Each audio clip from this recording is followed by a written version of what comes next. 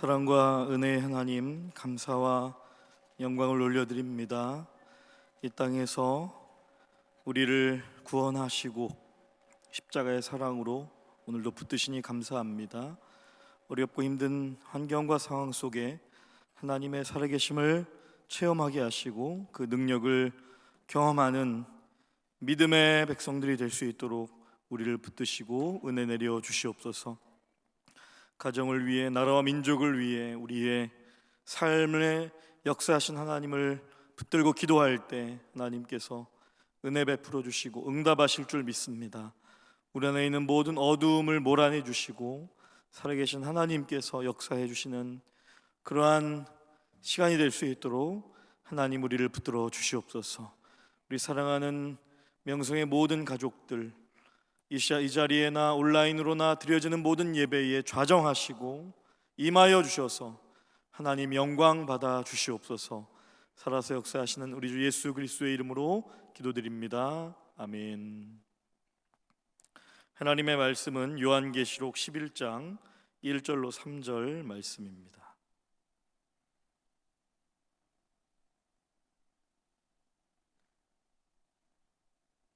요한계시록 11장 1절로 3절 말씀입니다.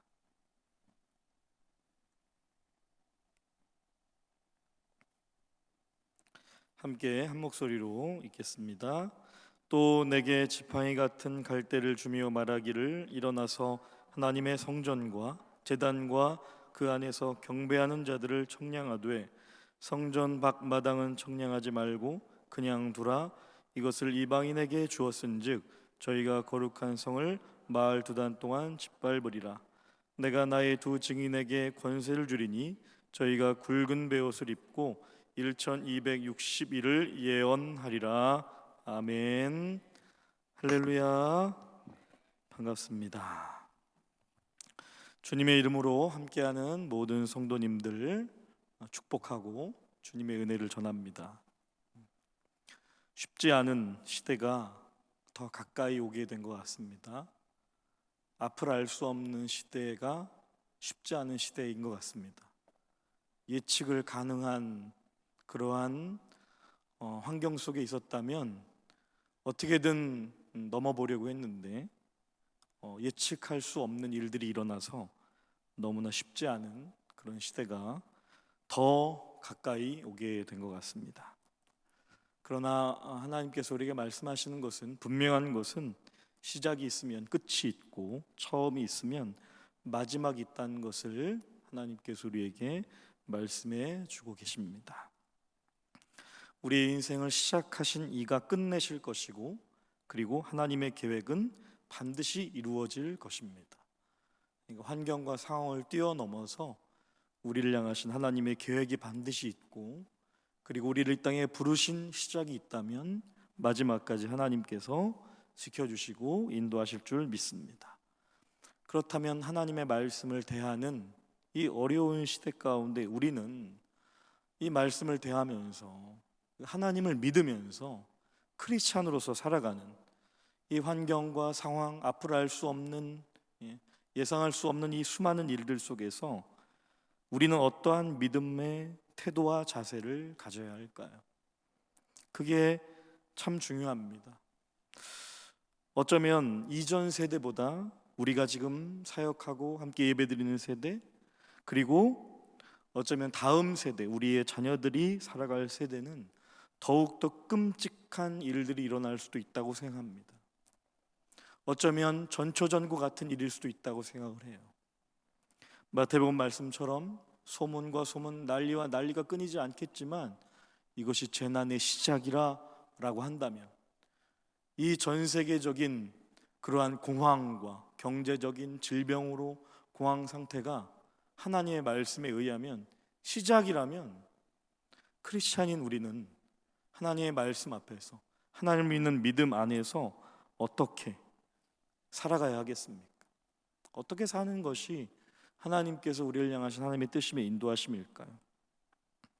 어쩌면 자녀를 낳아도 걱정이고, 자녀 자체가 상급이고 기업이고 하나님이 우리에게 주신 축복임에도 불구하고 낳아도 걱정이고 낳지 않아도 걱정인 이 세상, 믿음의 사람들은 이럴 때 경제적으로 또 질병에 수많은 공포, 알 수 없는 일들, 이 속에서 무엇을 붙들며 살아야 할까요?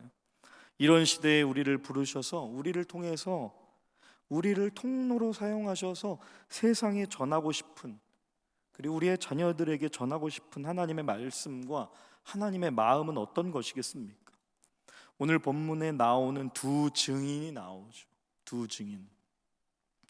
이 두 증인은 어쩌면 마지막 때를 살아가는 우리들에게 어떻게 우리가 살아가야 될지를 보여주는 말씀이라고 생각합니다.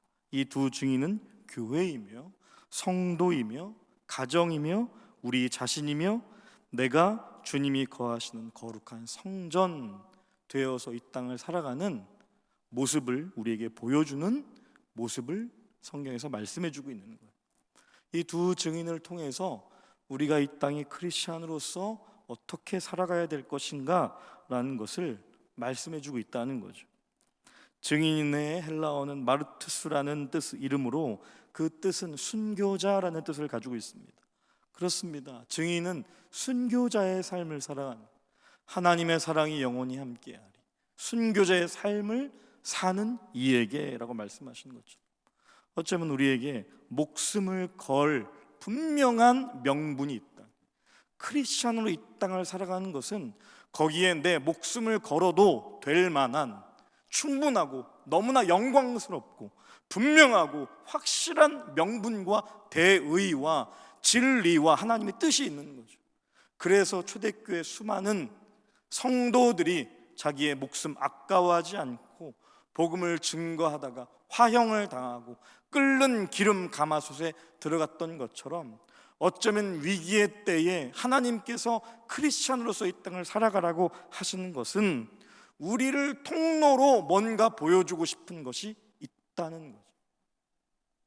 세상은 벌벌 떨고 어두움의 세력 앞에 위협을 당하고 그리고 낙심하며 주저앉을 때 우리도 여전히 같은 이 세상 속에서 여전히 낙심이 되지만, 불투명한 앞날에 대한 고민과 두려움이 여전히 있지만, 그 속에서 하나님의 자녀는 하나님께서 어떻게 세상 가운데 이게 크리스찬이라고, 이 어려울 때 크리스찬은 이렇게 살아라는 것을 보여주기 위해 이 땅에 보내주셨다라는 사실입니다.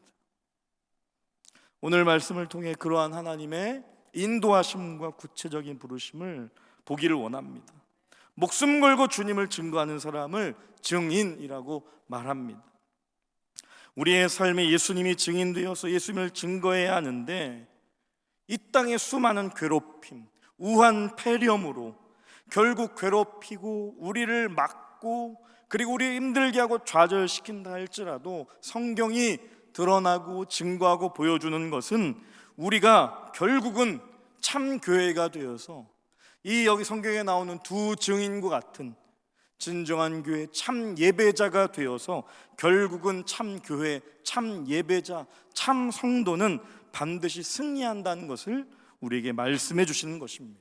그런데 여기서 이 두 증인의 역할이 절대적인데, 이 증인의 일들이 하는 일들이 무엇이냐는 거죠. 우리가 이 하나님의 말씀을 통해서 가져야 할 하나님 앞에 말씀을 통해서 이것을 곱씹으면서 이 하나님의 말씀을 내 영의 양식으로 먹으면서 내가 이 세상의 어떠한 어두움과 그리고 심판과 그리고 고통 가운데서라도 내가 어떻게 살아가야 되는지를 보여주고 증인의 삶을, 증거하는 삶을 살아가야 한다라고 말씀을 하시는 것입니다.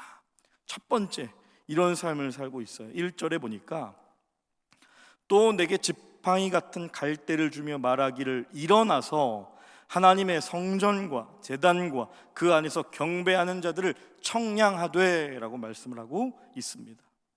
2절에도 성전 밖 마당은 청량하지 말고 그러면서 그냥 두라, 청량하되 또 청량 두 번이나 말씀하시면서 청량해야 하는 일을 해야 한다라고 말씀하십니다.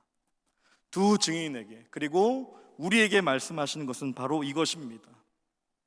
마지막 때가 되어서 하나님은 정말 참 교회와 거짓 교회, 참 성도와 거짓 성도, 참 예배와 거짓 예배를 엄격하게 청량하시고 드러내시겠다라는 것을 말씀하시는 것입니다. 그러면서 하나님의 성전 그리고 제단 그 안에서 경배하는 자들을 청량한다고 그랬어요. 1절에 보니까 또 내게라고 말씀을 하십니다.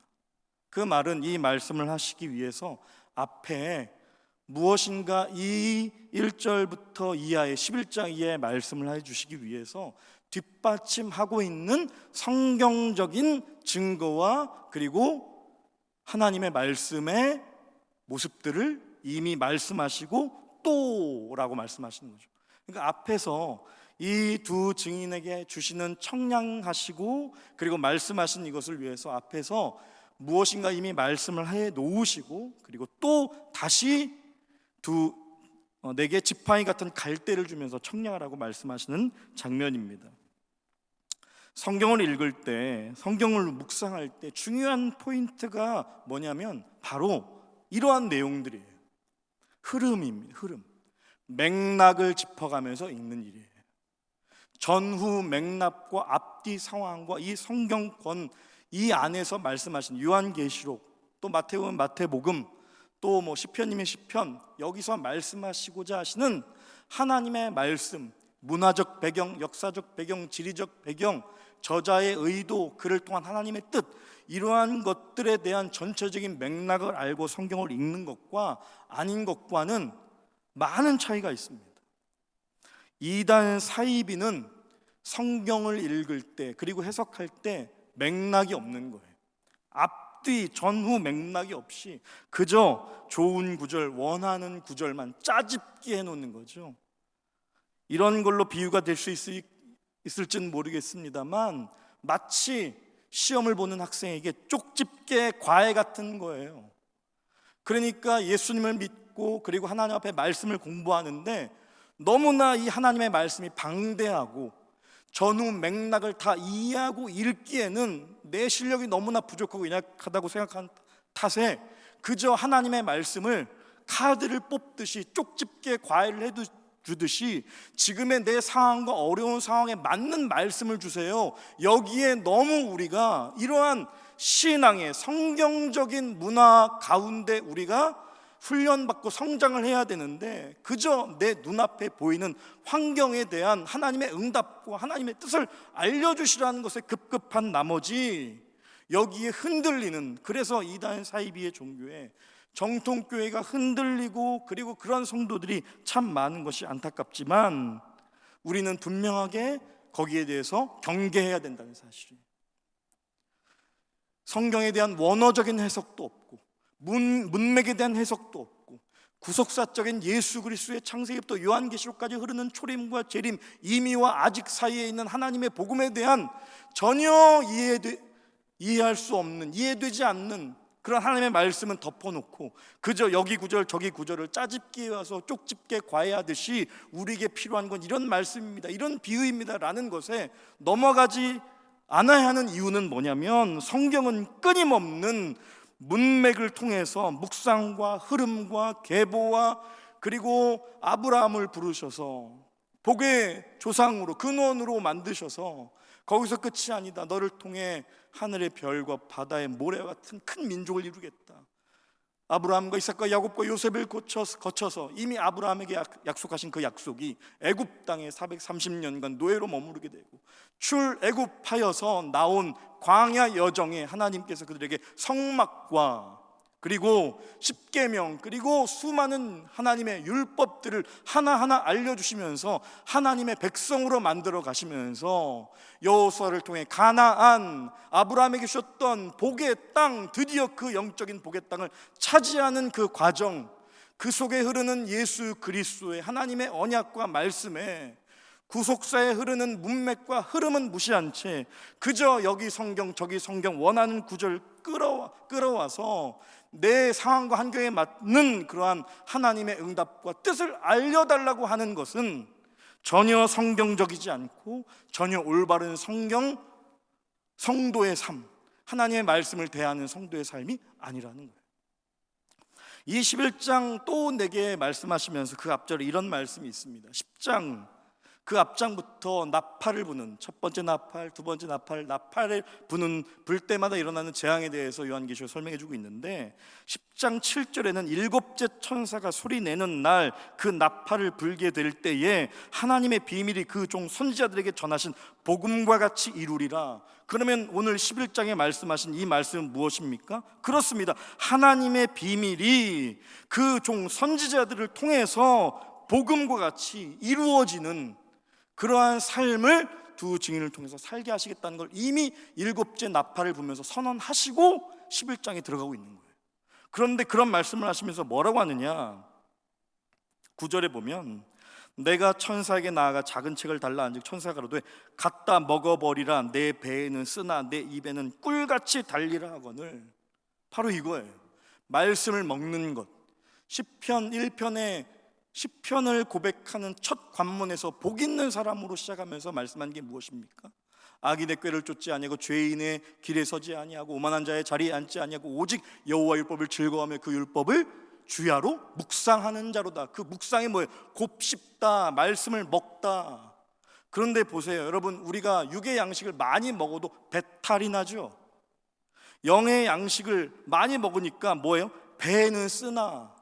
이 말이 뭡니까? 배탈이 날 정도로 하나님의 말씀은 그렇습니다. 하나님의 말씀은 그렇게 많이 풍성하게 묵상하고 읽어야 된다는 것을 말씀하고 있는 거예요. 문맥에 따라 흐름에 따라 그 안에 담겨진 하나님의 뜻과 인도하심이 무엇이냐. 그런데 그게 왜 쉽지 않느냐? 쓰기 때문이에요.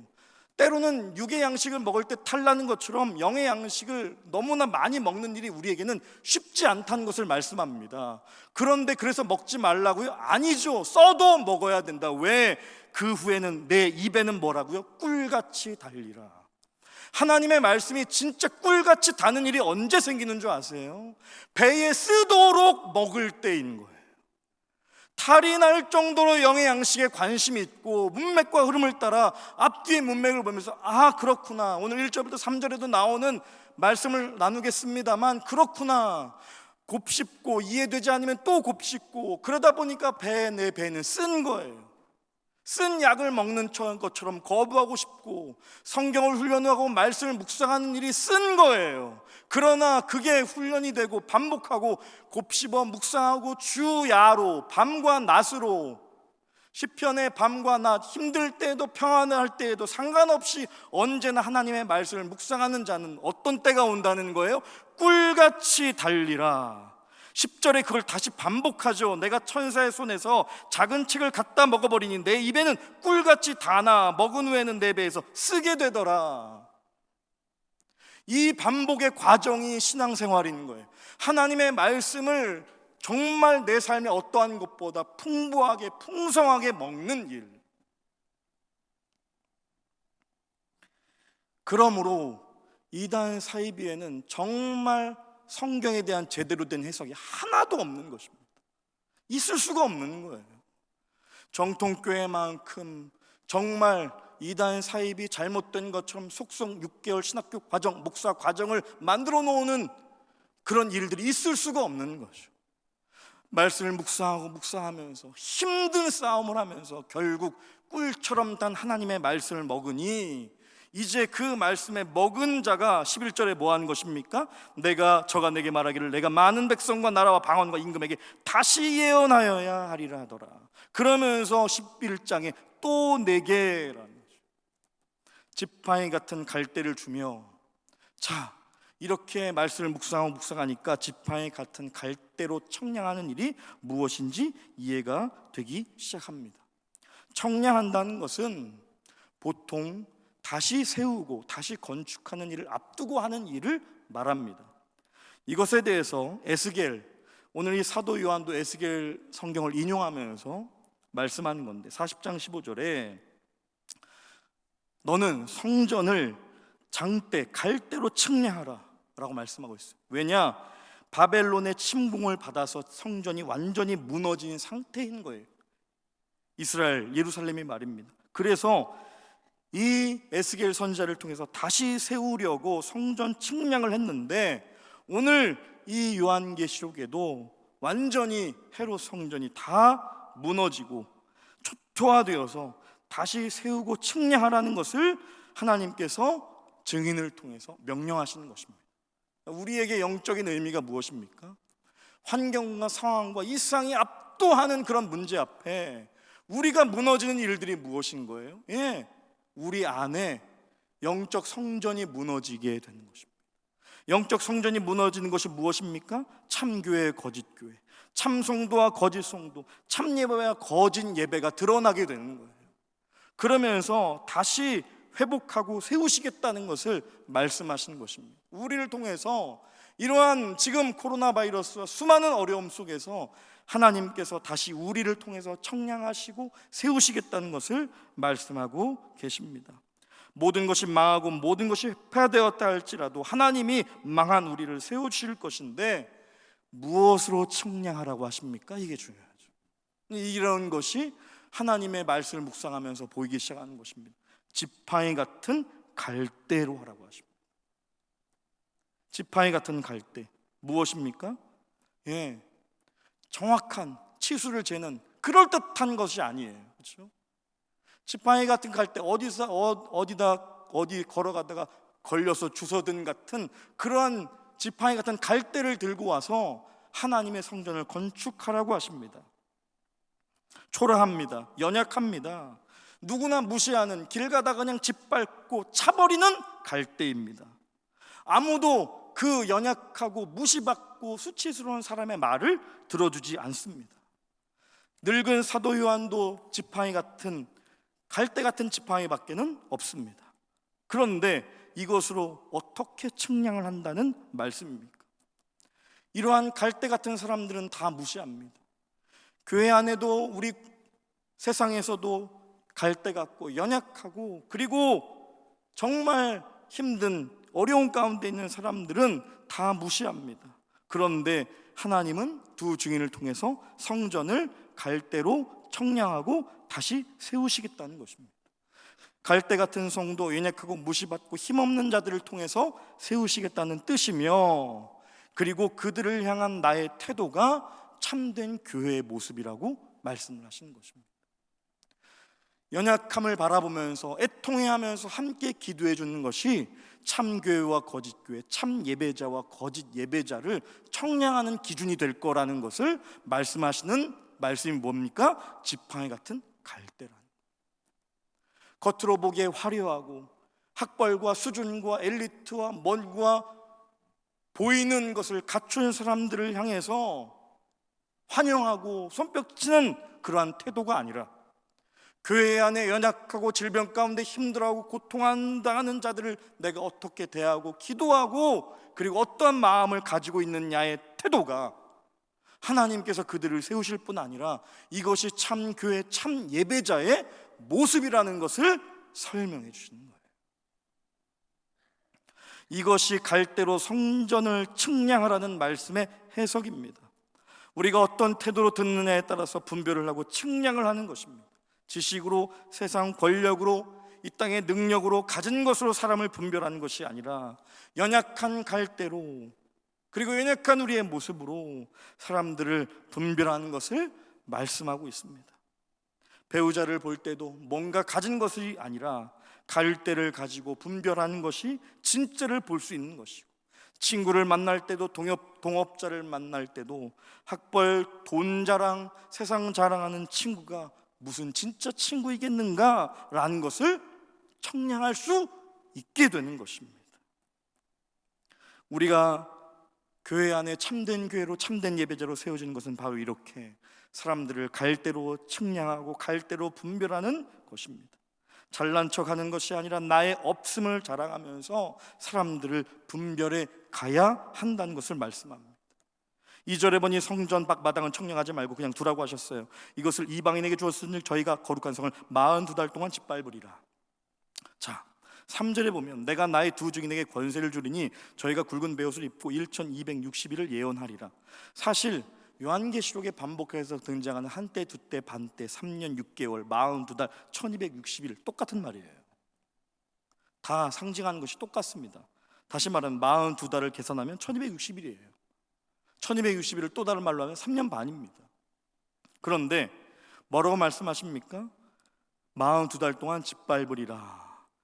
42달 짓밟힌 기간이 있고 3절에는 권세를 주는데 그 권세로 42달 똑같은 1260일을 예언하리라. 이게 두 증인이 이제 갈대로 청량하면서 이 2절과 3절에 크리스찬, 우리가 가야 하는 하나님의 사람들이 어떻게 믿음으로 사는지에 대해서 이 두 가지 상황이 계속 오버랩되는 십자가를 지고 가는 삶이 이어질 거다라는 것을 말씀하고 있는 거예요. 그러니까 42달은 3절의 1260일과 같은 내용이고, 짓밟으리라라는 것은 3절에 권세를 주시는 것과 똑같은 내용입니다. 다른 내용 같지만 사실 하나님의 말씀을 묵상하면 이것이 같은 내용이라는 것을 알게 돼요. 왜?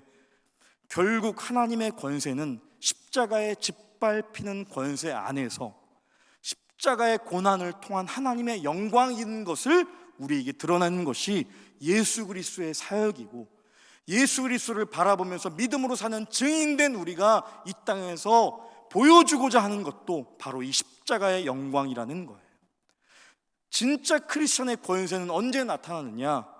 세상이 우리를 손가락질하고 짓밟힌다 할지라도 그것을 내가 지팡이 같은 갈대로 청량해 가면서 십자가를 지고 예수 그리스도를 따르는 삶의 태도와 믿음의 삶을 걸어갈 때, 그것이야말로 이 땅에 가장 강력한 42달 동안 짓밟힘을 당한다 할지라도 그것과 똑같은 하나님의 권세가 나타나고 드러나는 것이라는 것을 말씀해 주시는 삶에 대해서, 두 증인의 삶에 대해서, 참된 예배자 성도의 삶에 대해서 말씀해 주고 계신 것입니다. 오늘 우리의 삶이 때로는 이해 안 되고 짓밟히는 것 같고 수치스럽고 왜 이렇게 고난이 오나 라고 할 때에도 오늘 이 말씀을 하나님 앞에 붙들고 기도하면서, 그래, 아무리 세상이 나를 짓밟고 힘들게 한다 할지라도 결국은 42달이라는 분명한 기간이 있는 거예요. 1260일이라는 분명한 기간이 있는 거예요. 3년 반, 한때, 두때, 반때라는 분명한 기간이 있는 거예요. 이 기간에 대한 해석도 초림과 재림 사이에 모든 하나님의 나라 가운데 임한 그리스도의 믿음의 가운데 사는 인생의 모습들을 의미하지만, 결국 우리는 이렇게 이 땅에서 크리스찬으로 사는 삶이 때로는 이렇게 힘들고 나를 짓밟는 것 같은 일이 일어난다 할지라도 오히려 이것을 통해서 하나님은 예수 그리스도를 드러내실 것이고 십자가의 영광을 드러내실 것이며, 두 증인에게 권세를 주실 것처럼 우리에게 권세를 주셔서 1260일을 예언하면서, 그 예언이 무슨 예언입니까? 10장 7절에 하늘의 비밀이 그 종 선지자들에게 전하신 복음과 같이 이루어지는, 하나님의 뜻, 하나님의 말씀대로 이루어지는 것을 보고야만은 그러한 영광을 우리가 경험하게 될 줄 믿습니다. 오늘도 주의 말씀을 붙들면서 함께 기도하고, 어쩌면 다가올 세대는 더 힘들고 그리고 우리를 무너뜨릴 수 있지만 하나님의 말씀을 묵상하고 정말 내가 다른 어떤 것보다 영적인 말씀을 곱씹고 묵상하고 말씀대로 살고자 노력하고 하나님의 인도함을 받을 때, 오늘 우리에게 하나님의 권세, 하나님의 능력을 허락하셔서 승리하게 하시고 인도하실 줄 믿습니다. 할렐루야. 기도하겠습니다. 하나님, 어지러운 세상, 알 수 없는 세상, 알 수 없는 앞날에 무너지고 낙심하며 두려워하며 불안한 우리의 인생들을 하나님 돌보시옵소서. 우리의 힘과 능력으로는 아무것도 할 수 없지만 말씀 의지하여 오늘도 그 말씀 붙들며 나아갈 때, 지팡이 같은 갈대로 세상을, 교회를, 예배자들을, 가정을 청량하며 나아갈 때 성전으로 하나님의 백성으로 세우시며 나아가시는, 때로는 짓밟히는 것 같은 고난 속에서도 십자가의 영광으로 권세로 우리를 이끄시고자 하신 하나님의 뜻을 바라보면서 붙들고 기도하며 나아갈 때 하나님께서 우리 나라를, 우리 가정을, 우리 교회를, 우리 인생을 붙드시고 인도하실 줄 믿습니다. 오늘도 그 말씀 붙들고 승리하는 주의 백성 삼아 주시옵소서. 예수님의 이름으로 기도하옵나이다. 아멘.